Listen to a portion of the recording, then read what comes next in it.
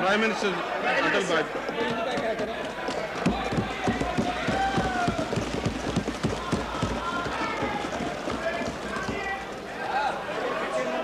अध्यक्ष महोदय, परसों विश्वास प्रस्ताव पर चर्चा आरंभ करते हुए मैंने ये कहा था कि मैं कुछ कहने से पहले सुनना चाहूँगा।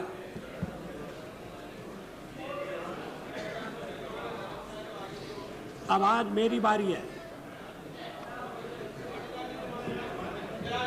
इसमें रुकावट नहीं डाली जानी चाहिए।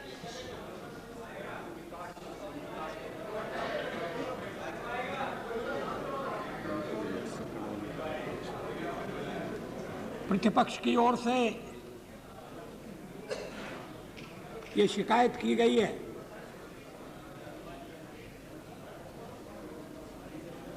कि अल्पमत में आते ही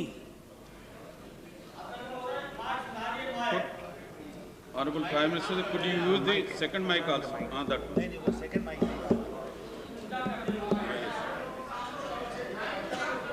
Is mic को turn? Sir, you can your mic also. That's it. ये काम okay, ठीक है। No, it is ठीक है। अध्यक्ष महोदय, मैं माननीय सदस्यों को धन्यवाद देता हूं, वो मुझे सुनना चाहते हैं।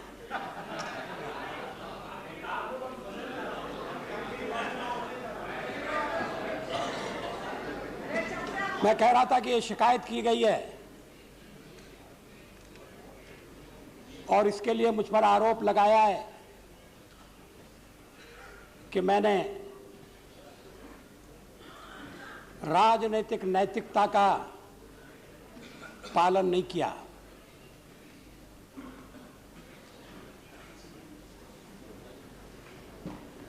संसद की बैठक चल रही है। प्रतिदिन सदस्यों को, प्रतिपक्ष को सरकार के विरुद्ध मतदान करने का अवसर मिलने वाला था। बधाई दे दीजिए।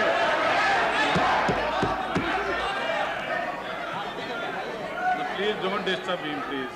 Mulayam Singh ji, please. When the leader of this house is speaking, don't disturb him. And at the same time, the opposition also. सदन में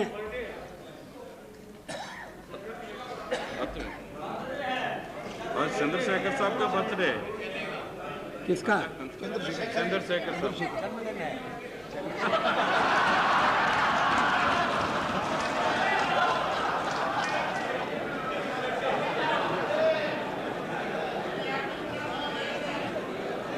बहुत बहुत बधाइयाँ।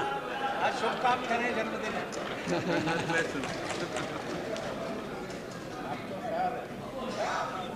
अध्यक्ष महोदय, लगभग 40 साल से मैं संसद से जुड़ा हुआ रहा हूँ। मैंने अल्पमत की सरकारें भी देखी हैं। श्रीमती इंदिरा गांधी के ज़माने में अल्पमत की सरकार थी। किसी ने उन पर आरोप नहीं लगाया कि वो नैतिकता का उल्लंघन कर रही हैं।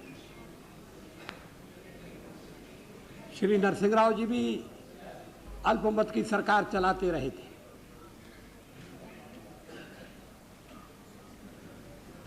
उस अल्पमत को बहुमत में बदलने के लिए क्या क्या किया गया, इस कहानी में मैं जाना नहीं चाहता।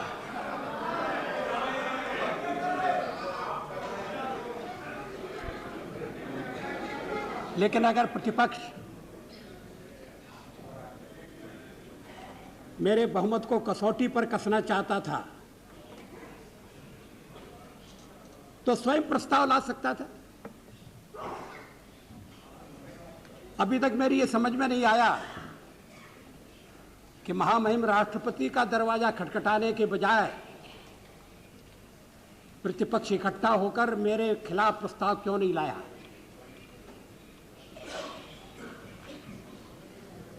जब राष्ट्रपति जी ने कहा कि आपको विश्वास प्राप्त करना चाहिए, हम तत्काल तैयार हो गए।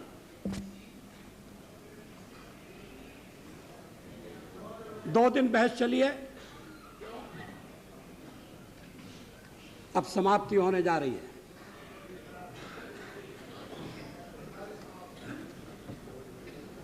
बहस और भी अच्छी हो सकती थी।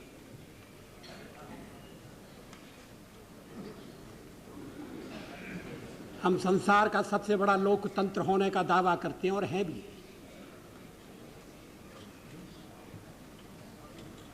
लेकिन हमारी संसद देखकर अभी अभी जो देश लोकतंत्र की धारा से जुड़े हैं वो क्या अनुभव करते होंगे, इसकी सहज ही कल्पना की जा सकती है।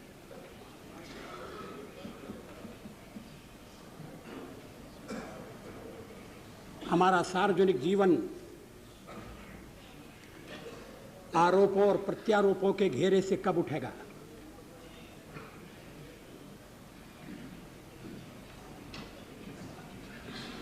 आरोप लगाए जाए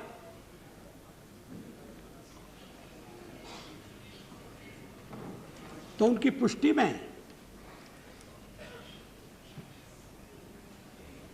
कुछ कहा जाना जरूरी है।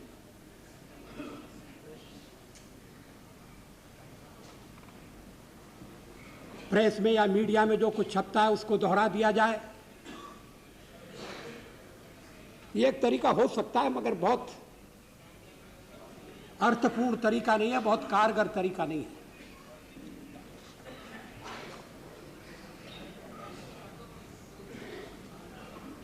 अध्यक्ष महोदय, अभी 13 महीने हुए हैं मेरी सरकार।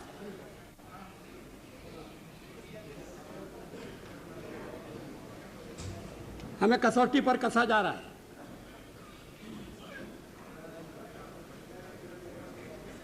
मैं बड़ा अनुभवी राजकर्ता हूं, ऐसा मैंने कभी दावा नहीं किया,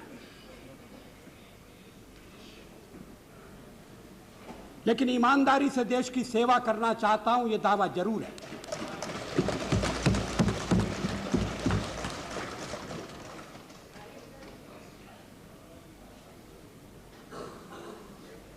जब मैं प्रतिपक्ष में था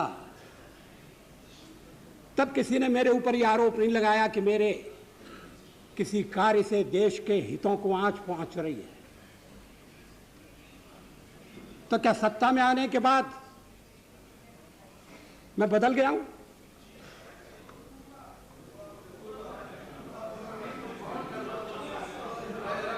क्या सत्ता इतना परिवर्तन करती है? तब तो जो 40 साल सत्ता में रहे उनकी दशा क्या होगी, इसका सहज ही अनुमान लगाया जा सकता है।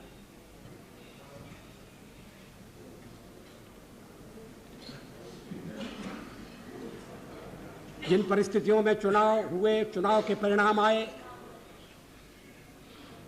एक मिलीजुली सरकार बनना निश्चित था।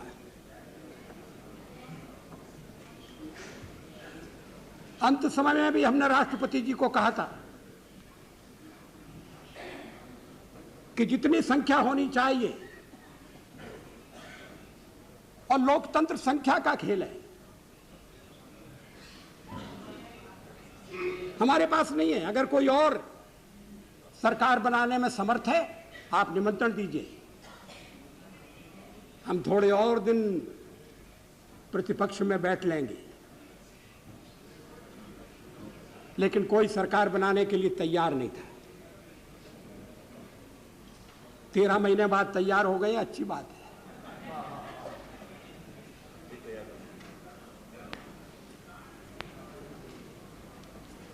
मुख्य प्रतिपक्ष ने कहा कि हम रचनात्मक विरोध करेंगे, हम किसी को साथ नहीं लेंगे। किसी के साथ नहीं जाएंगे।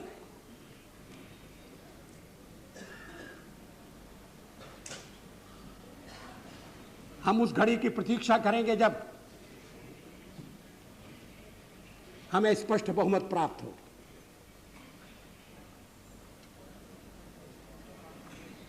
ऐसा लगता है कि पचमढ़ी बहुत दूर रह गई है।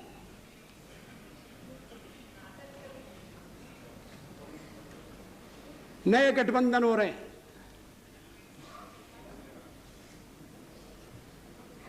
हमारे गठबंधन पर टिप्पणी की गई है। हम तो मिलकर चुनाव लड़े थे। अधिकांश दल मिलकर चुनाव लड़े।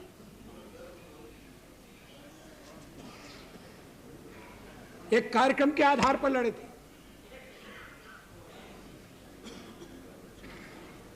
शासन की बागडोर संभाली तो नेशनल एजेंडा देश के सामने प्रस्तुत किया।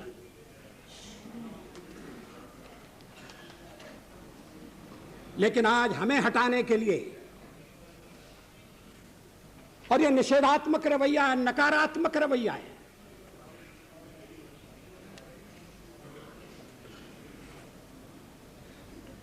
ऐसे दल इकट्ठे हो रहे हैं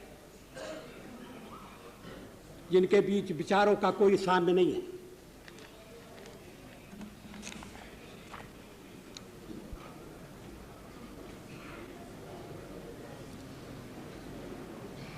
हम तो प्रारंभ से ये कहते रहे हैं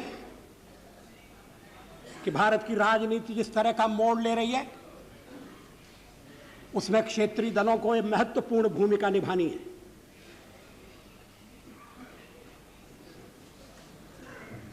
क्षेत्रीय दलों का उभार, यह हमारी विविधता का परिचायक है। यह इस बात का भी संकेत है कि जो अपने को अखिल भारतीय दल कहते हैं, वो प्रदेशों की आशाओं और अपेक्षाओं का सही प्रतिनिधित्व नहीं कर सके।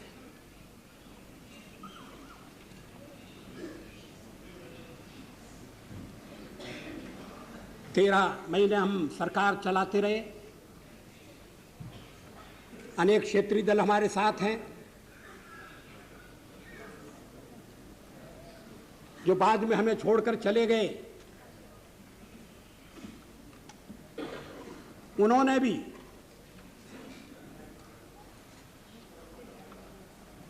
ऐसा रवैया नहीं अपनाया जो देश की एकता के लिए, अखंडता के लिए आपत्तिजनक हो।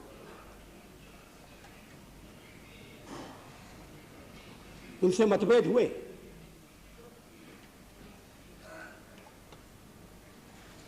लेकिन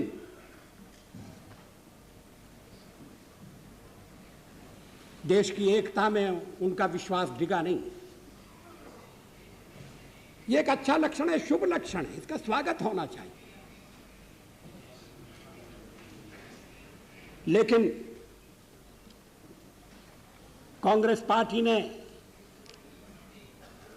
98 के अपने इलेक्शन मैनिफेस्टो में रीजनल पार्टीज की जिस तरह से निंदा की, वो स्वस्थ दृष्टिकोण का परिचय नहीं देती है। मैं उद्धृत कर रहा हूं, bye there very nature regional parties lack a national perspective,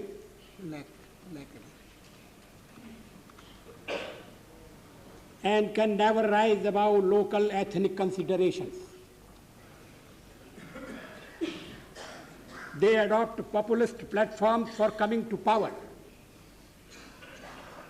They incite narrow linguistic or ethnic sentiments. Very soon these agendas become a recipe for economic disaster and social turmoil. अगर क्षेत्रीय दलों के बारे में ये आकलन है तो उनके साथ गठबंधन आप कैसे करेंगे? किस आधार पर करेंगे?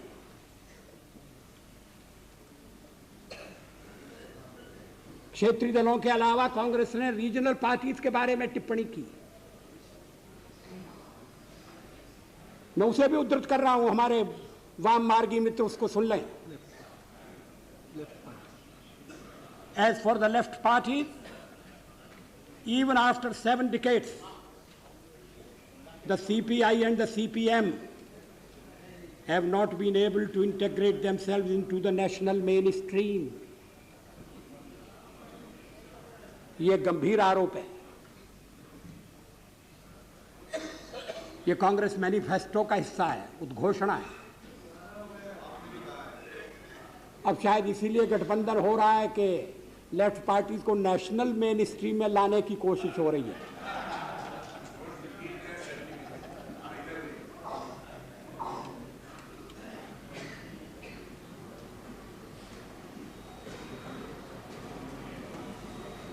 जनता दल असमंजस में था, पता नहीं उसने क्या फैसला किया है।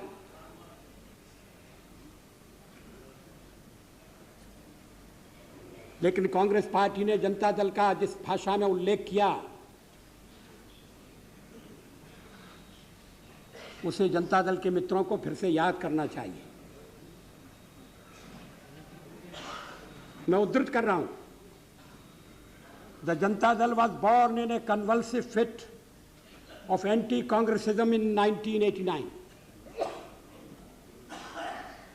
It is a collection of disparate groups and embittered individuals driven by egos. It can hardly be called a serious political formation. Like an amobia, it lives on splitting itself into smaller and smaller groups. Its platform of social justice is hollow and is just a misleading cover for the practice of a divisive caste politics. Unquote. अगर मिलन का यह आधार बनने वाला है तो फिर स्थिरता की बातें कोई अर्थ नहीं रखती है।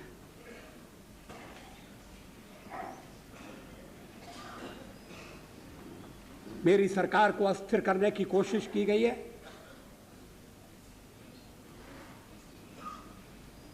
और उसके लिए और मेरी सरकार पर यह आरोप भी लगाया गया है कि इसमें अंतर्विरोध से ग्रस्त पार्टियां हैं। आप जिस ढांचे को खड़ा करने का विचार कर रहे हैं और जो पूरा नहीं होगा,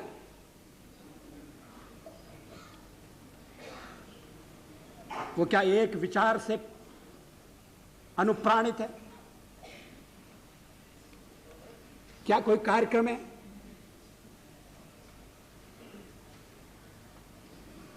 क्या नेतृत्व एक है? उस दिन श्री लालू प्रसाद जी ने कहा कि आप हट जाइए, हम ये 5 मिनट में नहीं 1 मिनट में विकल्प खड़ा कर लेंगे।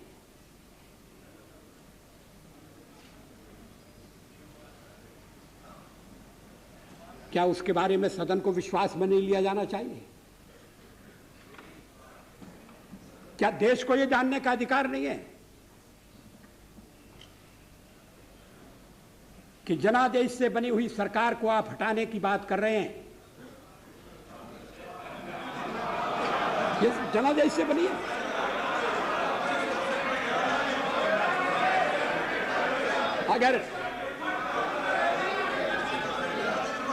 अगर किसी को जनादेश था तो वो हमको था, आपको तो नहीं था।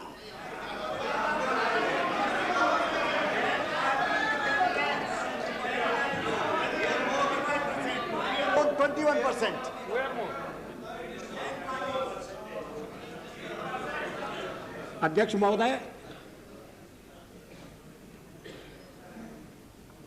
13 महीने के कार्यकाल में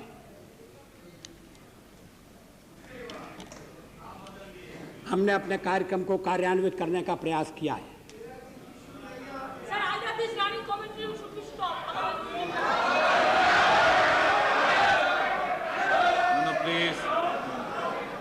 There should not be any running commentary, please. What is this? No, no running हमारा commentary, Aadhaar please. National agenda है। No running commentary, please. हमने उसके आधार पर आगे बढ़ने का प्रयास किया है।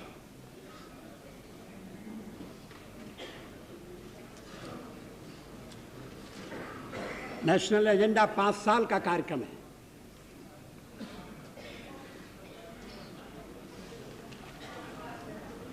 उसे निश्चित कार्यावधि में पूरा करने का हमारा इरादा है।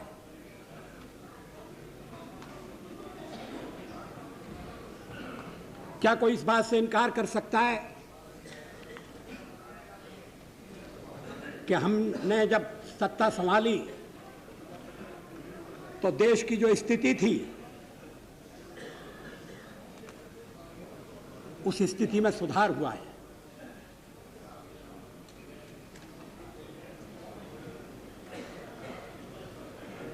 चाहे वो देश की सुरक्षा का सवाल हो, चाहे वो अर्थव्यवस्था का प्रश्न हो, अन्य देशों के साथ कूटनीतिक संबंधों का मुद्दा हो,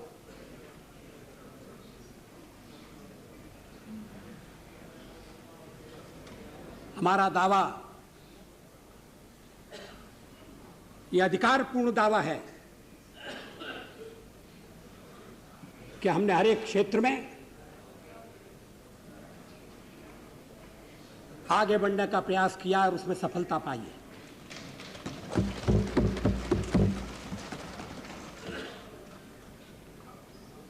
मुझे आश्चर्य है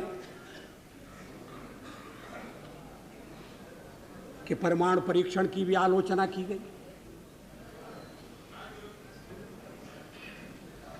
पूछा गया देश के सामने कौन सा खतरा था। मैं 1974 में सदन में था जब श्रीमती इंदिरा गांधी के नेतृत्व में परमाणु परीक्षण किया गया था। हमने उसका स्वागत किया था, प्रतिपक्ष में थे फिर भी स्वागत किया था, क्योंकि देश की रक्षा के लिए वो किया गया था।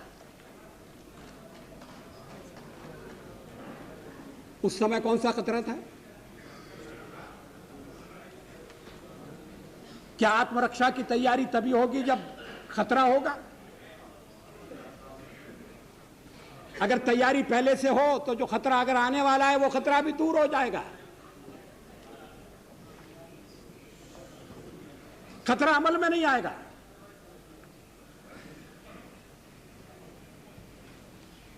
और इसीलिए हमने परमाणु परीक्षण करने का फैसला किया। हमारे कार्यक्रम का अंग है, उसमें लिखा हुआ है, कोई छुपी हुई बात नहीं थी, कोई रहस्य नहीं था।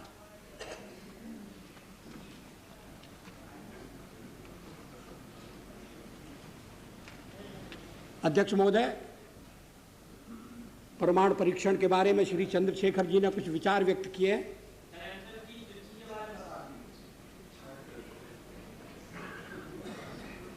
मुझे खेद है कि मैं उनके विचारों से सहमत नहीं हो सकता।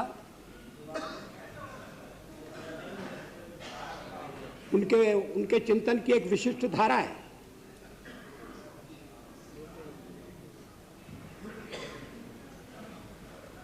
लेकिन 50 साल का हमारा अनुभव क्या बताता है?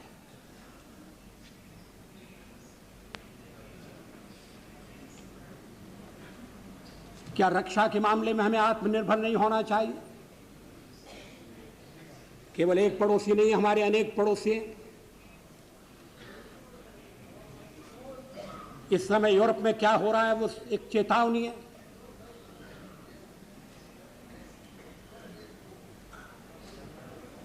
पोखरण 2 कोई आत्मश्लाघा के लिए नहीं था, कोई पुरुषार्थ के प्रकटीकरण के लिए नहीं था, लेकिन हमारी नीति है और मैं समझता हूं ये देश की नीति रही है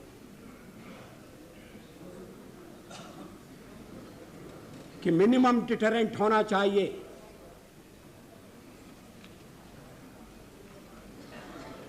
वो क्रेडिबल भी होना चाहिए।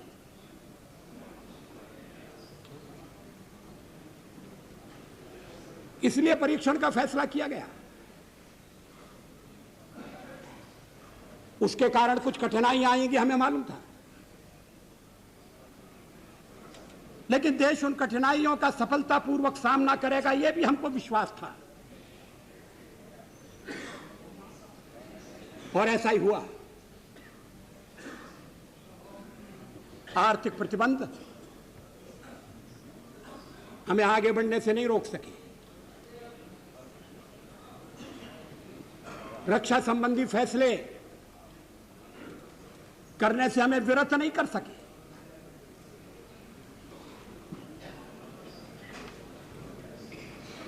लेकिन परीक्षण के साथ हमने यह भी ऐलान किया कि हम परमाणु हथियारों का प्रयोग करने में पहल नहीं करेंगे। No first use. हमने यह भी कहा कि जिनके पास परमाणु शस्त्र नहीं है, हम उनके विरुद्ध उनका उपयोग नहीं करेंगे।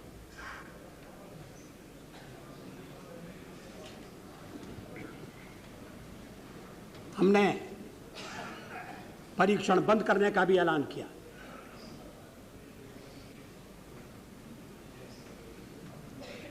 सचमुच में पोखरण में हम एक और परीक्षण कर सकते थे,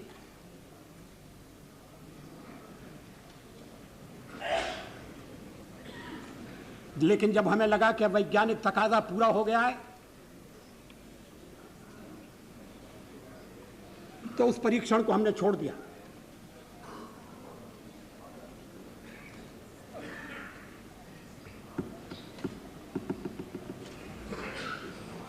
एटमी हथियार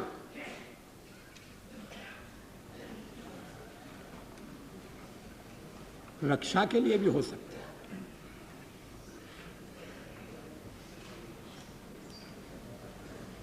युद्ध टालने के लिए उनका प्रयोग हुआ है।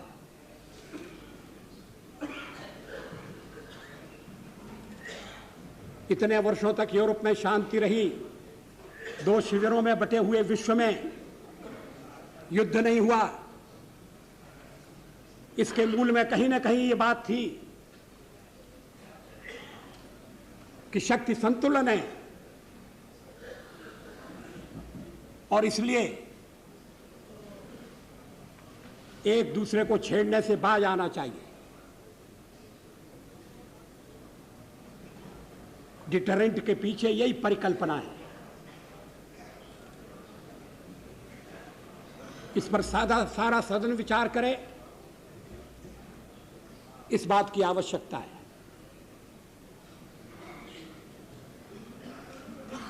आलोचना तो अग्नि 2 की भी हुई है,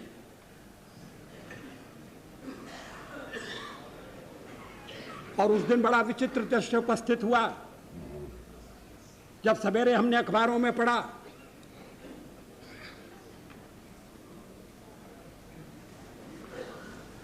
कि हमारे एक पुराने मित्र ने, हमारी एक पुरानी मित्र ने हमारे ऊपर दोषारोपण किया कि हम दबाव में आ गए हैं, इसलिए अग्नि 2 का परीक्षण रोक दिया गया है। और उसी समय परीक्षण हो चुका था और अग्निशिखा अपने गंतव्य की ओर दौड़ रही थी। अगर उस दिन हम परीक्षण न करते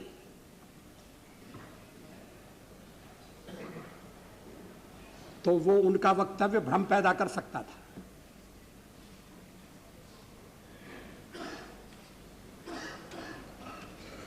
विदेशों में भी भ्रांति उत्पन्न कर सकता था।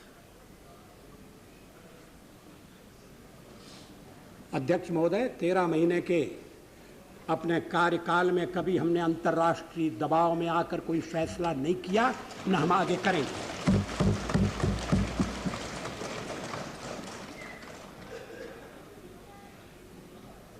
मैं नहीं समझता भारत में कभी ऐसी सरकार आएगी जो दबाव में काम करे, लेकिन ऐसी सरकार आ चुकी है, ये मुझे मालूम है।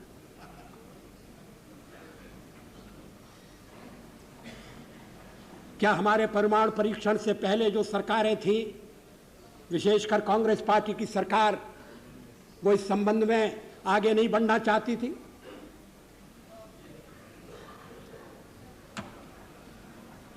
पूर्व राष्ट्रपति वेंकटरमण ने जो वक्तव्य दिया है, और वो उस समय रक्षा मंत्री थे, जिस पद पर बाद में मुलायम सिंह जी आरूढ़ हो गए। वेंकटरमण जी ने यह रहस्योद्घाटन किया है कि तैयारी हो गई थी परीक्षण की, पोखरण जाने के लिए साज सामान प्रस्तुत था। मैं परीक्षण के समय उपस्थित रहने वाला था, लेकिन परीक्षण नहीं हुआ क्योंकि अंतर्राष्ट्रीय दबाव था। क्या अंतर्राष्ट्रीय दबाव में हम काम करेंगे? क्या अपनी रक्षा के मामले में हम स्वयं निर्णय नहीं करेंगे? दबाव तो हमारे ऊपर भी है, लेकिन हमने राष्ट्र की रक्षा को सर्वोपरि स्थान दिया है।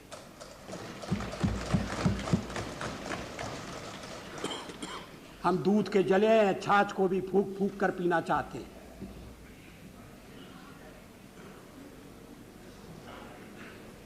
देश की स्वतंत्रता, देश की सर्वप्रभुता, यह सुरक्षित रहना चाहिए। देश सुरक्षित रहेगा तभी सामाजिक न्याय की स्थापना के काम में आगे बढ़ा जा सकता है।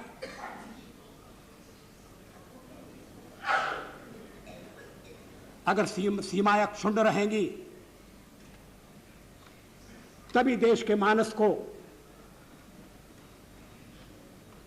निर्माण के कार्य की ओर परिश्रम की पराकाष्ठा करने की दृष्टि से प्रवृत्त किया जा सकता है।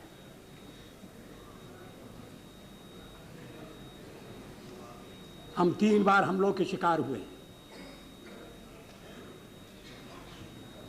ऐसी नौबत फिर से नहीं आना चाहिए। हम किसी पर हमला करने की तैयारी नहीं करते, इरादा भी नहीं रखते।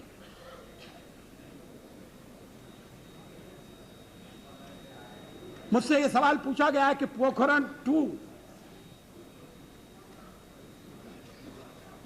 और लाहौर की बस यात्रा, इनमें क्या संबंध है?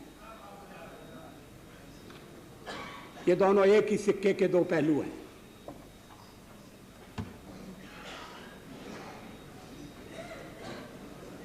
अपनी रक्षा की शक्ति और फिर मित्रता का हाथ, ईमानदारी से मित्रता का हाथ।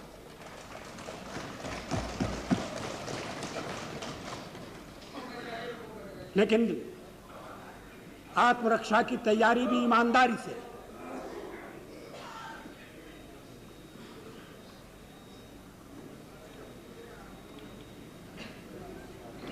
मेरे मित्र श्री जॉर्ज फर्नांडिस ने कल इस बात का उल्लेख किया था कि जब 77-78 में जनता सरकार बनी थी, श्री मोरारजी भाई हमारे प्रधानमंत्री थे, तो मुझे विदेश मंत्रालय का काम सौंपा गया था। तब भी मैंने पड़ोसियों के साथ मित्रता के संबंध बढ़ाने का प्रयास किया था। उसमें पाकिस्तान भी शामिल था।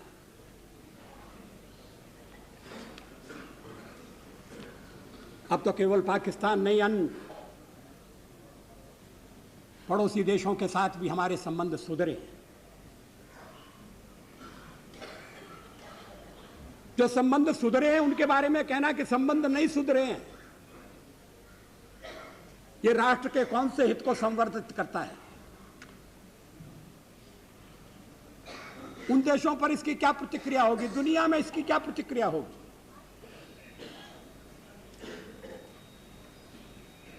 श्रीलंका के साथ मुक्त व्यापार समझौता हुआ है।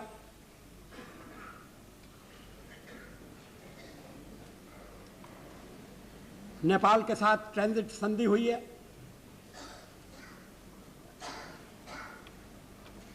कलकत्ता ढाका के बीच में बस चलने वाली है, उसका परीक्षण हो रहा है।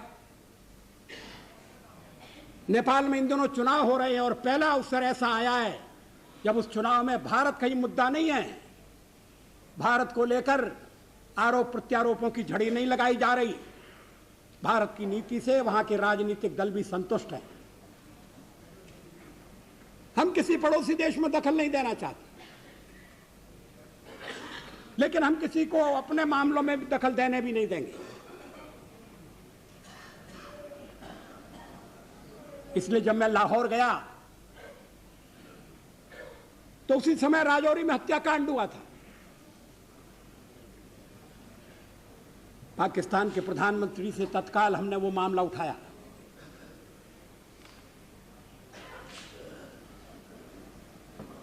मैंने उनसे कहा कि अगर इस तरह के हत्याकांड होंगे तो फिर सद्भावना का वातावरण नहीं बनेगा, और अगर सद्भावना का वातावरण नहीं बनेगा तो सहयोग के रास्ते नहीं खुलेंगे।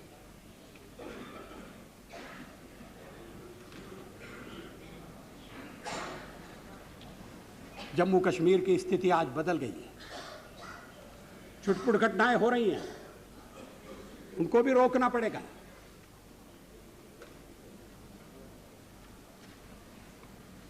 इसमें योगदान करना पड़ोसी का कर्तव्य है। लेकिन जम्मू कश्मीर की स्थिति में परिवर्तन के लिए अगर श्रेय जाता है तो वहां की जनता को जाता है। वो शांति से अपना कर्तव्य, शांति से अपना जीवन निभाना चाहते हैं।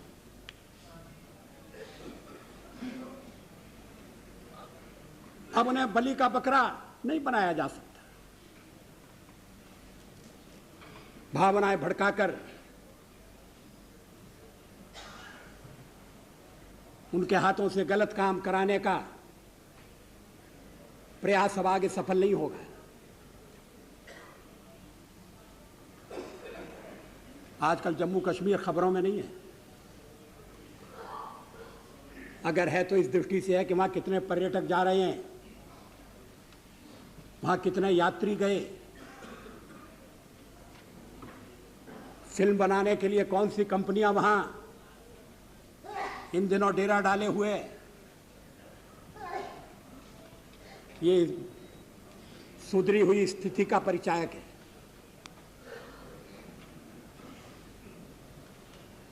उत्तर पूर्व की स्थिति को सुधारने में भी हमें थोड़ी सफलता मिली है।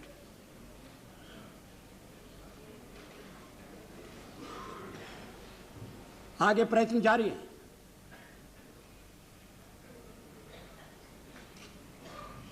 उस क्षेत्र के आर्थिक विकास के लिए ठोस कदम उठाए गए।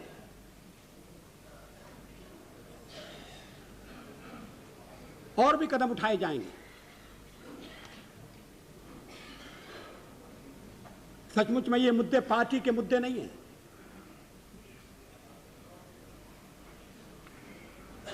ये हमारे राष्ट्रीय प्रश्न हैं।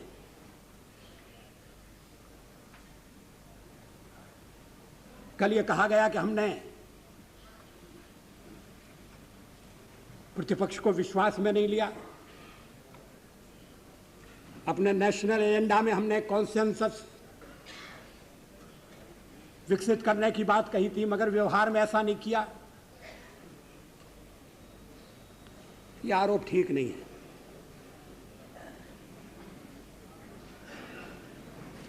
जहां चर्चा की आवश्यकता थी हमने चर्चा की है। जहां विश्वास में लेना आवश्यक था हमने विश्वास में लिया है।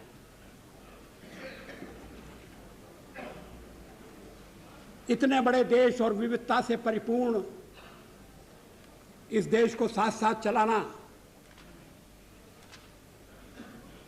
केवल सरकार के बूते की बात नहीं है। इसमें सभी पक्षों का दायित्व है। क्या प्रतिपक्ष में जब हम थे तो हमने अपने दायित्व का पालन नहीं किया? क्या श्रीमती इंदिरा गांधी ने हमें पहले जानकारी दे दी थी कि पोखरण में परीक्षण होने वाला है, आप प्रतिपक्ष में हैं, हम आपको सूचना दे रहे हैं? ऐसा नहीं हुआ था। इस तरह की जानकारी पहले नहीं दी जाती है। लेकिन हमने उसे शिकायत का मुद्दा नहीं बनाया। और भी इस तरह के सवाल आते रहे। हमारा प्रयास है कि हम सबकी सलाह से आगे बढ़ें, सबके सहयोग से समस्याओं का समाधान करें। इसमें प्रतिपक्ष को भी अपना दायित्व पूरा करना होगा। विचार विनिमय के और भी अवसर बढ़ाए जा सकते हैं। कल महिलाओं के प्रतित्व के सवाल पर भी हमको आलोचना का निशाना बनाया गया।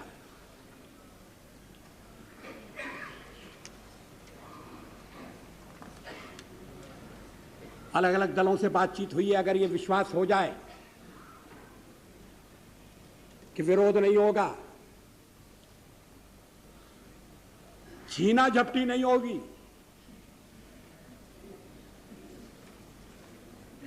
तो हम कल विधेयक लाने के लिए तैयार हैं, उसको पास करने के लिए तैयार हैं।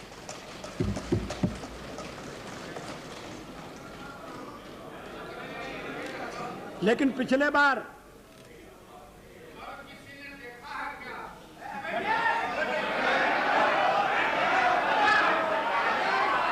क्या कह रहे हैं?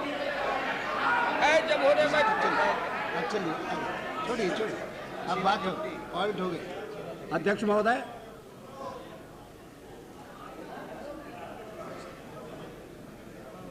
एक सर्वानुमति बनी थी कि विधेयक जिस रूप में उसी में पारित किया जाए और अलग अलग वर्गों को अगर प्रतित्व देना है तो उसका बाद में विचार किया जाए।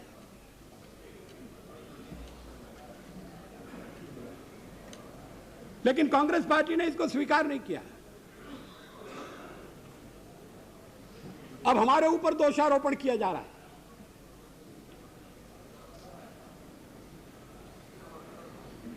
सारी दुनिया जानती है कि राज्यसभा में हमें बहुमत प्राप्त नहीं। अनेक महत्वपूर्ण विधेयक प्रतिपक्ष के सहयोग से वहां पारित भी होते रहे।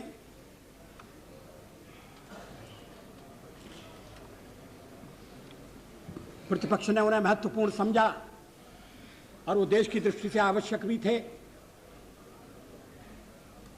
उसने सहयोग दिया।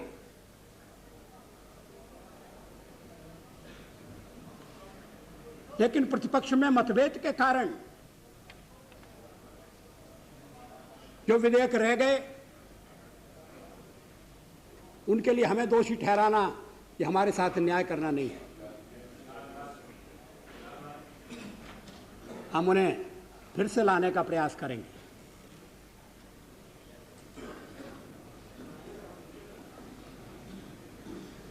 जब हमने सत्ता संभाली, देश की आर्थिक स्थिति बड़ी विषम थी।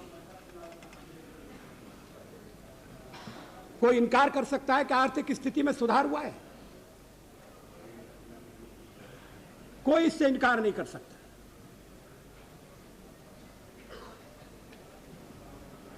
अगर संकुचित संकीर्ण दृष्टिकोण अपनाकर भी आलोचना की जाए तो इस बात को स्वीकार करना पड़ेगा कि पिछले 6 महीने में स्थिति सुधरी है।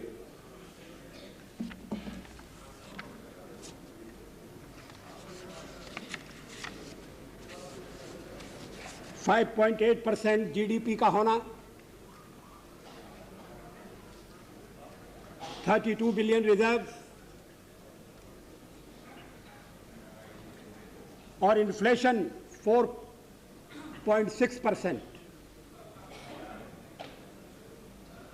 जिसे मैनेज किया जा सकता है।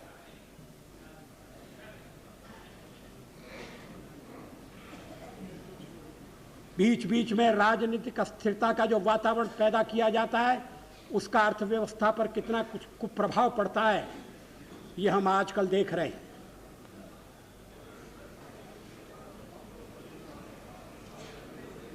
क्या प्रतिवर्ष ये खेल होगा?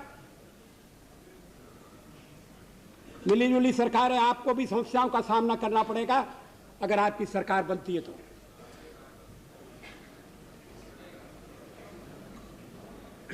प्रतिपक्ष के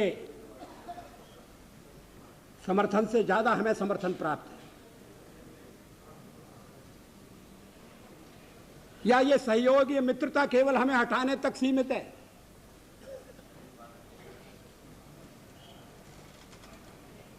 देश को अंधेरे में रखा जाएगा, सदन को विश्वास में नहीं लिया जाएगा? क्या इसे नैतिकता की संज्ञा दी जाएगी? जो कुछ है वो खुले में होना चाहिए, लेकिन ऐसा नहीं हो रहा। सुरक्षा की दृष्टि से देश का मजबूत होना, आर्थिक स्थिति में सुधार, देश के भीतर शांति का और सहयोग का वातावरण, कुछ दुर्भाग्यपूर्ण घटनाएं हुई हैं, इतना बड़ा देश है, लेकिन उन्हें तत्काल रोकने की कोशिश हुई है।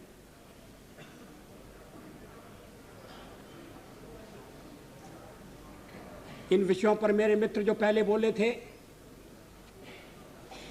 वो प्रकाश डाल चुके हैं। श्री यशवंत सिन्हा ने विस्तार से आर्थिक स्थिति की चर्चा की, उसमें क्या परिवर्तन आए हैं ये सदन के सामने रखा।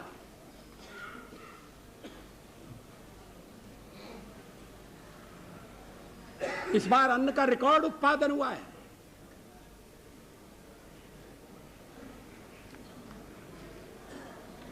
भंडारण की व्यवस्था कम पड़ रही है, श्रेय किसानों को जाता है, हम उस श्रेय लेने का दावा नहीं कर रहे। वर्षों से अपनाई गई नीति अपने सुपरिणाम दिखा रही है।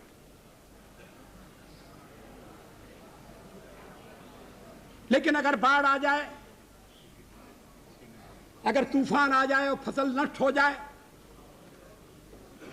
तो फिर उस परिस्थिति का भी सामना करने के लिए सबको एकजुट होने की जरूरत है।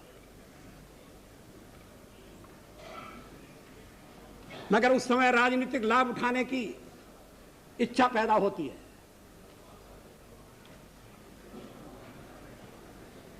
इस मनोवस्था को बदलना पड़ेगा। हमारे किसान हमारी बधाई के पात्र हैं।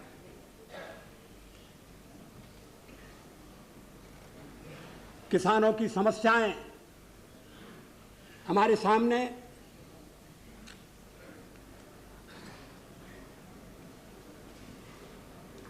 पिछली बार यूरिया के दाम बढ़ाने का फैसला हुआ था। अब किसानों की ओर से, उनके संगठनों की ओर से मांग हो रही है कि किसानों का बोझा कम होना चाहिए। हम उन्हें आश्वासन देना चाहते हैं कि उनका बोझा कम करने के लिए पूरे प्रयास किए जाएंगे, इसके लिए कदम उठाए जाएंगे।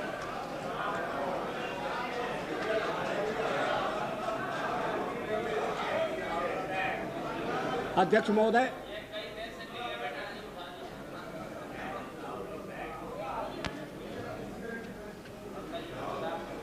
इनपुट के दाम कम हो, ये बहुत जरूरी है। प्राकृतिक आपदा से किसान कैसे बच सकें, इसका प्रबंध आवश्यक है।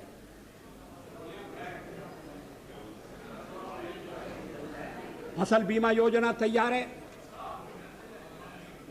कृषि नीति को अंतिम रूप दिया जा रहा है। अब पूछा जा रहा है कि आपको साल भर हो गया, आप कृषि नीति नहीं बना सके।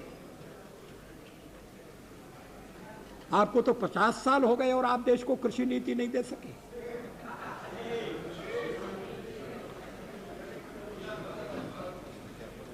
कृषि नीति बनाई जा रही है, उसमें सबके साथ विचार विनिमय की प्रक्रिया अंतिम चरण में। किसानों के हित का सवाल है। इसमें सबका सहयोग आवश्यक है। पिछले सत्र में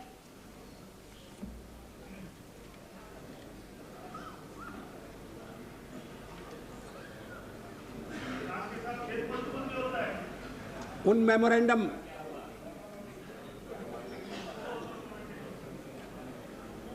को लेकर बड़ी उग्र भावनाएं प्रकट की गई थी, जिनका संबंध SC ST और पिछड़े हुए वर्गों के रिजर्वेशन से है। रिजर्वेशन की अवधि समाप्त हो रही है। सरकार ने फैसला किया है कि अगले 10 साल के लिए इस अवधि को बढ़ाने का विधेयक हम सदन के सामने लेकर आएंगे।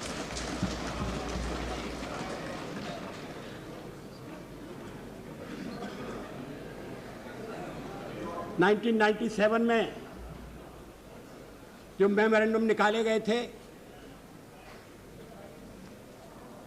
उनमें से 2 अदालत में हमारा प्रयास है कि उसमें अदालत जल्दी से फैसला करे।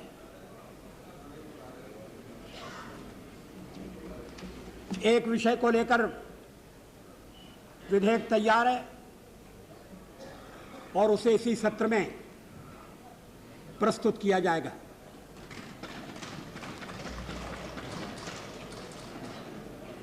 यह आवश्यक है कि सेवाओं में SC ST और बैकवर्ड क्लासेस के लिए जो बैकलॉग है, उसको भरने का रास्ता निकाला जाए। अभी जो व्यवस्था है वो संतोषजनक नहीं है। उसके चलते तो बरसों तक बैकलॉग पूरा नहीं होगा। नया बैकलॉग तैयार होते जाएगा। इस स्थिति को बदलना जरूरी है। इसके लिए भी सबके सहयोग की आवश्यकता होगी।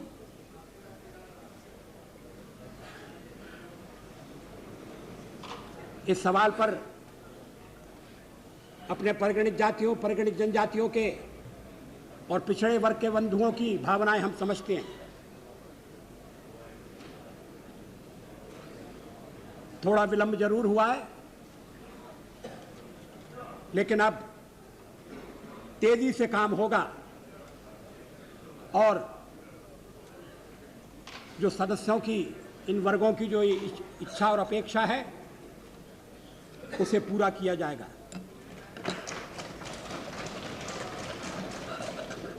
एक प्रश्न जो काफी चर्चा का विषय बना है, करेंगे करा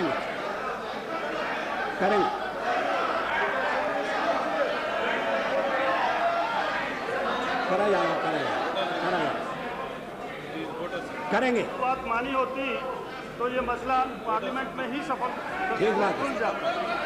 तो जानते हुए बात कर रहे हो, हमारे भी प्रधानमंत्री है, आप कब्जा क्यों कर रहे हो? बूटा सिंह जी प्लीज। हम नहीं कह सकते। बूटा सिंह जी, आपने वो नहीं किया।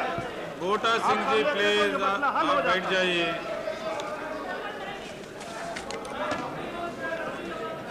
अध्यक्ष महोदय,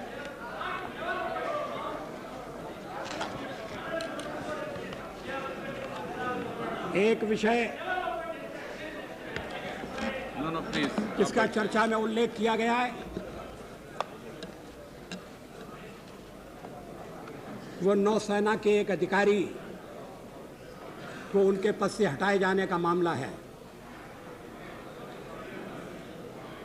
मेरे मित्र रक्षा मंत्री ने उस संबंध में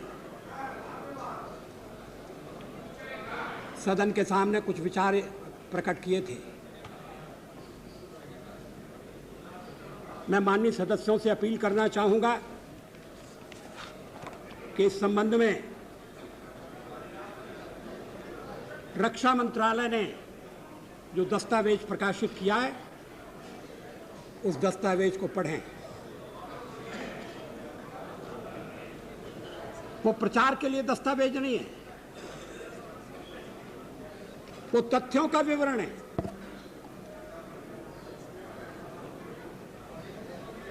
तथ्यों के आधार पर फैसला होना चाहिए, आरोपों प्रत्यारोपों के आधार पर नहीं।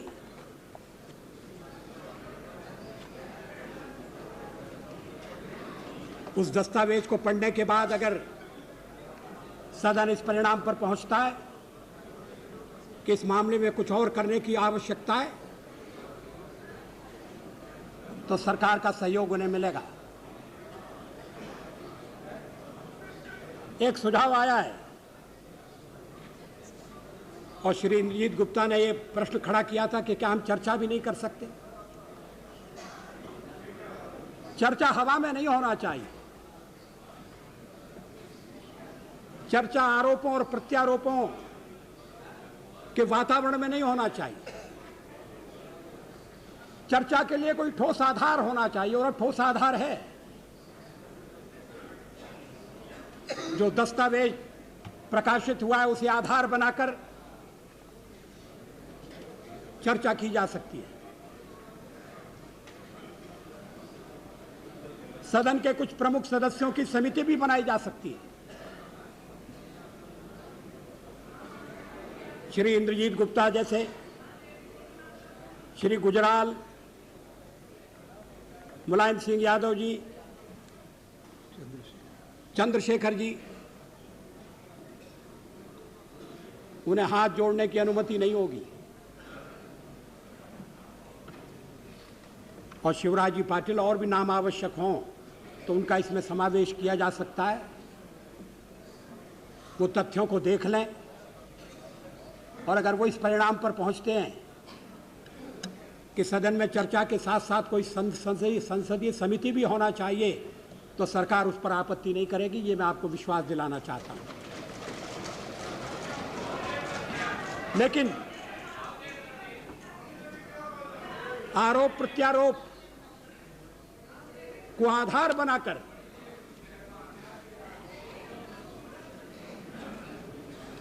मीडिया में प्रकाशित सामग्री को लेकर अगर आरोप लगते हैं तो कोई तो जिम्मेदारी लेना चाहिए।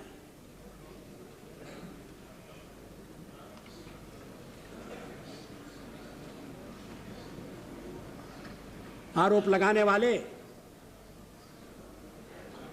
ये तो कम से कम अनुभव करें कि उनसे उनकी बात को सिद्ध करने के लिए कहा जाएगा।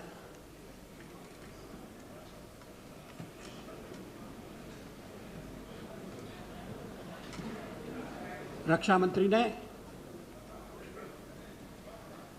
जो दस्तावेज प्रकाशित किया है, जो वक्तव्य दिए है, वो सर्वदलीय समिति जो आपके कक्ष में मिली थी,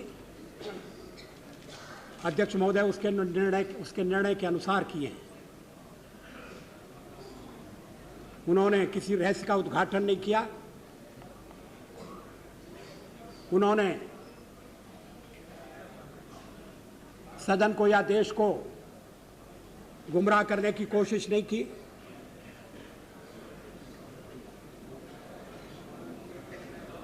मगर जब देश के रक्षा मंत्री के ऊपर अनर्गल आरोप लगते हैं तो सारी व्यवस्था पर चोट होती है। उनके दिल पर भी आघात लगना स्वाभाविक है। इसका रास्ता निकाला जा सकता है, समस्याओं के हल ढूंढे जा सकते हैं। आवश्यकता इस बात की है कि हम हर बात को संदेह की नजर से देखने की आदत छोड़ दें।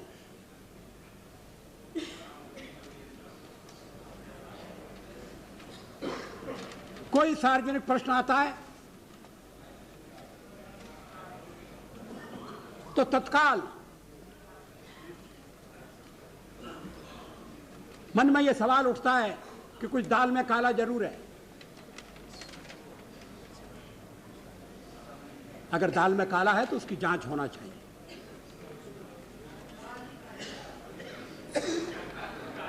हम 40 साल तक भ्रष्टाचार के खिलाफ लड़ते रहे हैं, अब भ्रष्टाचार से समझौता करें इसका सवाल ही पैदा नहीं होता। अगर हम गलत समझौते के लिए तैयार होते तो आज शायद यहां विश्वास मत प्राप्त करने की नौबत नहीं आती।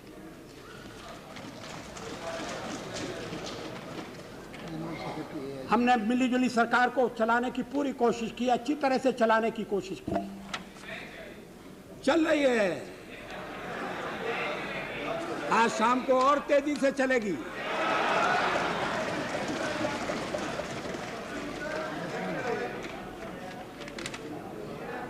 अध्यक्ष महोदय, ये सरकार के चलने और न चलने का सवाल नहीं है, ये देश चलेगा कि नहीं चलेगा।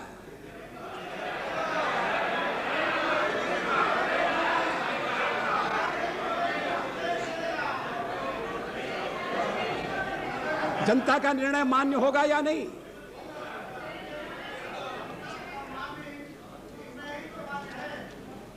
एक मिलीजुली सरकार की आलोचना करने के बाद फिर से मिलीजुली सरकार बनेगी तो क्या वो उन दोषों से बचेगी जिन दोषों के लिए आज हमको अपराधी करार दिया जा रहा है। मिलीजुली सरकार की सीमाएं हैं और अभी हमें उन सीमाओं को समझना है, उनके अनुसार आचरण करना है। कांग्रेस पार्टी का संकोच, कांग्रेस पार्टी की झिझक मैं समझ सकता हूं, लेकिन उनका मन बटा हुआ है। हमें हटाने की उत्कट लालसा और सत्ता में भागीदार बनने की इच्छा,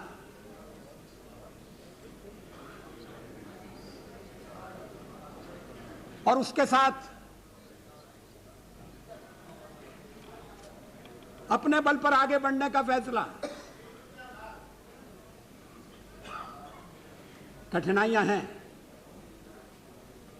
लेकिन मुझे विश्वास है कि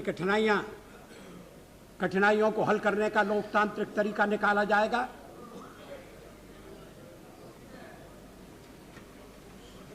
अच्छा है 2 दिन बहस चली है, जरा गर्मा गर्मी जरूरत से ज्यादा हुई।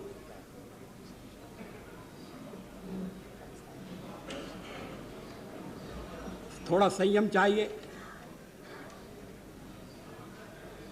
और ये बात सब दलों पर लागू होती है।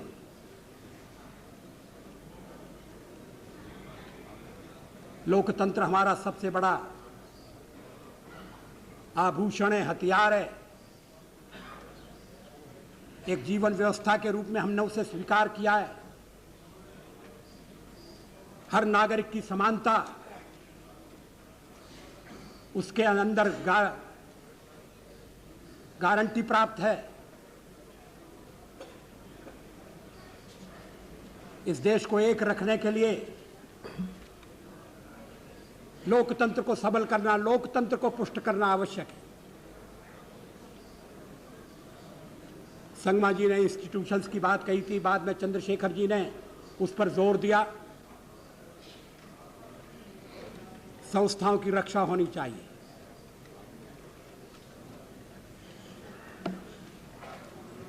कुछ मर्यादाओं का पालन होना चाहिए। मेरे बारे में कहा गया कि मैं तो पालन करना चाहता हूं, मगर मुझे इस तरह से घेर कर रखा गया है कि मैं असहाय हो जाता हूं, मैं विवश हो जाता हूं। इतना कमजोर तो मैं नहीं हूं।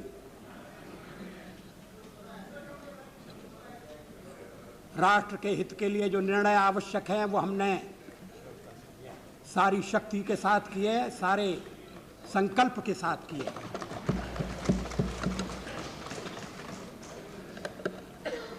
पता नहीं हमारे प्रतिपक्ष के मित्रों को, और खासकर मुलायम सिंह जी को, जो कभी कभी बड़े कठोर बन जाते हैं,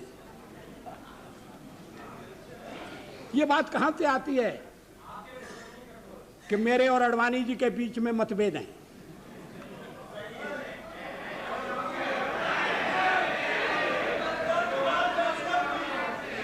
कोई इसका अर्थ नहीं है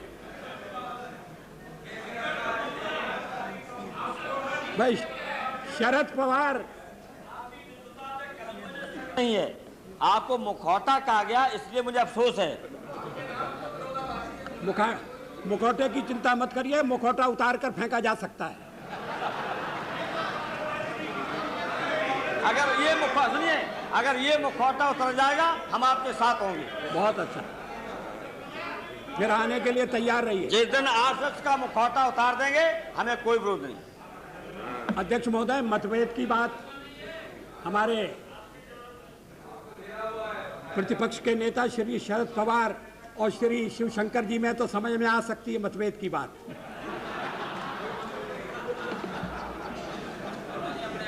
लेकिन हमें कटघरे में खड़ा किया जा रहा है। आडवाणी जी का और मेरा साथ केवल राजनीति का साथ नहीं है।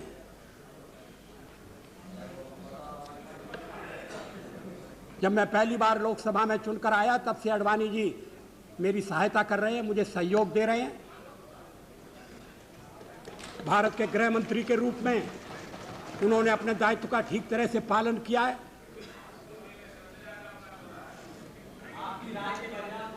अलग अलग सवालों पर राय भिन्न हो सकती है। नहीं, क्या आप सब एक राय के हैं? मुलायम सिंह जी के आप में और बेनी प्रसाद जी में राय अलग अलग नहीं होती किसी मामले को लेकर, मुझे मालूम है। कभी नहीं हो, कभी नहीं।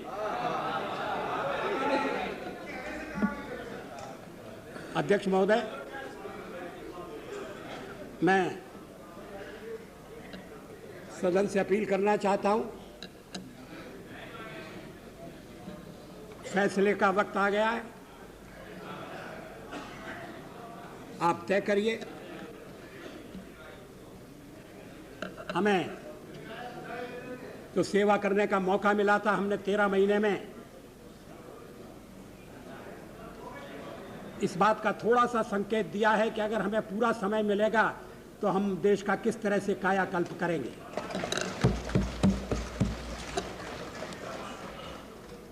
आखिर चुनाव 5 साल के लिए होते हैं। 13 महीने का काल कोई बहुत लंबा काल नहीं है, लेकिन 13 महीने में हमने ऐसी रेखाएं खींची हैं जो काल के कपाल पर अमिट रहेंगी, जिन्हें बदला नहीं जा सकता है। उनकी आलोचना करके तथ्यों पर पर्दा नहीं डाला जा सकता। व्यक्तिगत आरोप लगाकर अपनी झुंझलाहट, कड़वाहट प्रकट करके जो हमारी उपलब्धियां हैं उन पर पानी नहीं फेरा जा सकता। मत मानिए जो ओपिनियन पोल हो रहा है आप उसको। क्या वो जनमत का प्रकटीकरण नहीं है? लोग चाहते हैं हमारी सरकार चले, लोग चाहते हैं कि हमें सेवा करने का आगे मौका मिले, और मुझे विश्वास है ये सदन इसी पक्ष में फैसला करेगा। बहुत बहुत धन्यवाद।